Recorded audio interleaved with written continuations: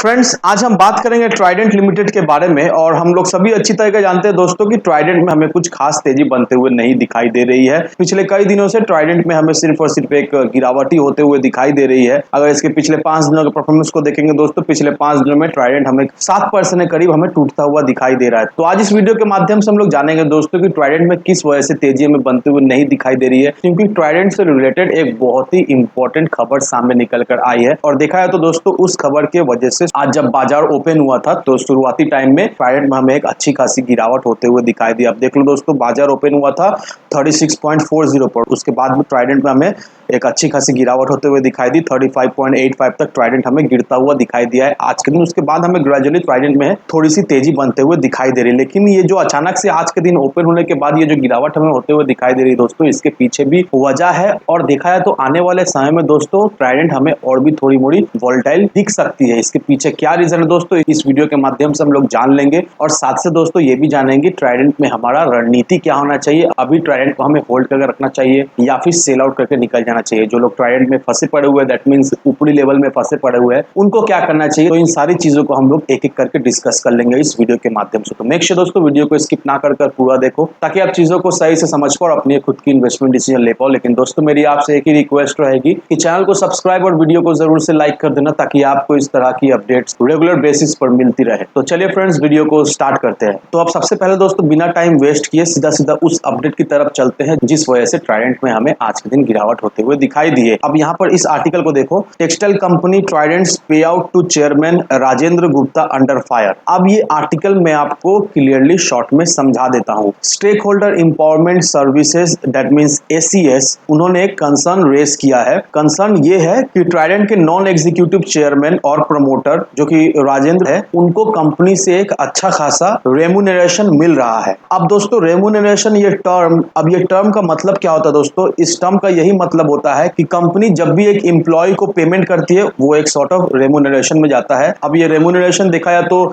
Salaries, bonus, commission और जितना भी पेमेंट मिलाकर जो एक पेमेंट किसी भी एम्प्लॉयज को दिया जाता है, या फिर अलाउंस को पकड़ लो, ये सारा चीज मिलाकर हम इसे एक वर्ड में रेम्यूनरेशन कहते हैं। अब 57.6 करोड़ का रेम्यूनरेशन कंपनी ने राजेंद्र गुप्ता को दिया है। और अगर टोटल बोर्ड का रेम्यूनरेशन मिलाए तो टोटल बोर्ड का जो रेम्यूनरेशन निकलता है उसका 95% देखा जाए तो कंपनी ने सिर्फ और सिर्फ एक ही एम्प्लॉय को दे दिया है, दैट मींस राजेंद्र गुप्ता को। और ये जो रेम्यूनरेशन राजेंद्र गुप्ता को मिला है ये 51 टाइम हायर रेम्यूनरेशन है किसी भी इंडिपेंडेंट डायरेक्टर या फिर एम्प्लॉय को कंपनी ने दिया है, ऐसा ACS का दावा है, ऑब्लिगेशन है। अब कंपनी ने जुलाई 23 को जो एनुअल जनरल मीटिंग रखा था उसमें कंपनी ने शेयर होल्डर से अप्रूवल मांगा था राजेंद्र गुप्ता के रीअपॉइंटमेंट के बारे में, और उनके जो एनुअल रेम्यूनरेशन है उसको भी पास करने के लिए कंपनी ने शेयर होल्डर से अप्रूवल मांगा था। अब ACS कंपनी से ये जवाब मांग रही है कि किस वजह से राजेंद्र गुप्ता को इतना बड़ा दैट मींस 57.6 करोड़ का एक रेम्यूनरेशन दिया जा रहा है। अगर AGM की बात करें तो AGM में शेयर होल्डर ने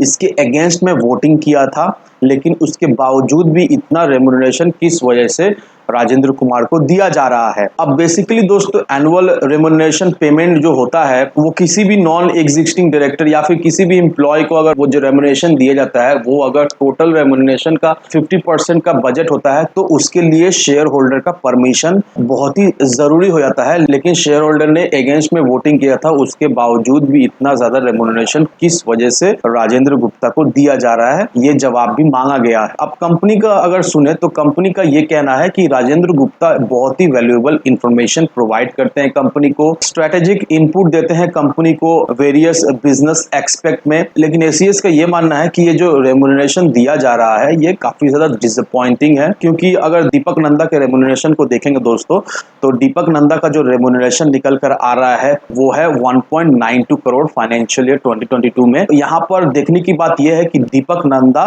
उनका जो जॉब रोल है वो फुल टाइम जॉब रोल है, और दीपक नंदा एक एग्जीक्यूटिव डायरेक्टर है और राजेंद्र गुप्ता एक नॉन एग्जीक्यूटिव डायरेक्टर है। और देखा है तो एक एग्जीक्यूटिव डायरेक्टर जिनका रोल फुल टाइम है उनको जो रेम्यूनरेशन मिलता है 1.92 करोड़ का, उससे देखा है तो 30 टाइम्स ज्यादा एक नॉन एग्जीक्यूटिव डायरेक्टर को दिया जा रहा है। तो इसके पीछे आखिर वजह क्या है, ऐसा कंपनी क्यों कर रही है, ये अभी तक कंपनी से कोई भी ऑफिशियल स्टेटमेंट हमें आता हुआ फिलहाल अभी नहीं दिखाई दे रहा है। अब दोस्तों इस आर्टिकल को देखकर अब आप क्लियरली समझ गए होंगे कि किस वजह से ट्राइडेंट में हमें गिरावट होते हुए दिखाई दे रही है, किस वजह से ट्राइडेंट में हमें एक सेलिंग प्रेशर आता हुआ दिखाई दे रहा है, और आज ओपन होने के बाद ट्राइडेंट में हमें क्यों गिरावट होते हुए दिखाई दी है। अब जो लोग ट्राइडेंट लिमिटेड में इन्वेस्टेड है उनको बस मुझे यही कहना है दोस्तों कि ये सब जो भी अभी हो रहा है दोस्तों, इसे देखकर आपको पैनिक नहीं होना है, क्योंकि ट्राइडेंट एक बहुत ही अच्छा कंपनी है।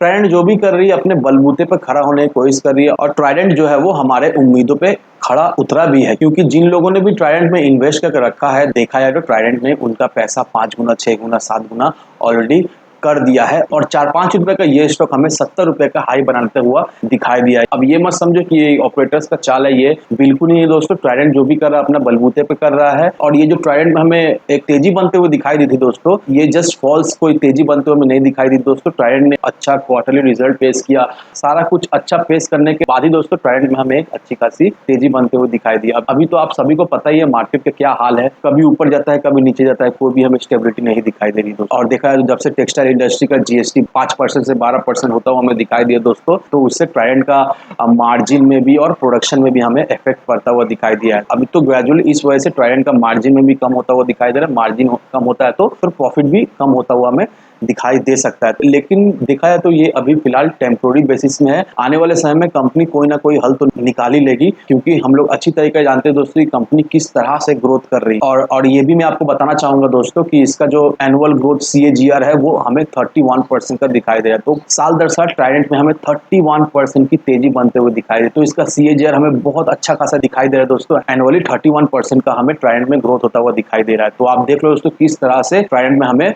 एक ग्रोथ होता हुआ दिखाई दे रहा है, और नो डाउट दोस्तों आने वाले समय में इसी तरह का ग्रोथ हमें ट्राइडेंट में दिखाई देता हुआ तो जरूर से दिखाई देगा। तो अगर आप ट्राइडेंट में इन्वेस्टेड हो दोस्तों तो इन्वेस्टेड रहिए, अभी आपको पैनिक होके अपना जो भी होल्डिंग्स है उसे सेल आउट नहीं करना है। अगर आप 2-1 साल के लिए भी ट्राइडेंट को होल्ड करके रखे दोस्तों, तो आपका जो पैसा जो अभी इस लेवल पे आप जो पैसा लगाए हो दोस्तों, कम से कम 3 से 4 गुना तो पैसा वो हो ही जाएगा। तो इन सारे फैक्टर को कंसिडर करो, उसके बाद अपना एक इन्वेस्टमेंट डिसीजन लो। लेकिन दोस्तों मेरी आपसे एक ही विनती रहेगी कि विदाउट एनी डिटेल रिसर्च के बिना कहीं पर भी इन्वेस्टमेंट ना करें। वीडियो अगर आपको पसंद आए तो लाइक सब्सक्राइब जरूर करना। तो चलिए फ्रेंड्स, मिलते हैं हम अगले वीडियो में।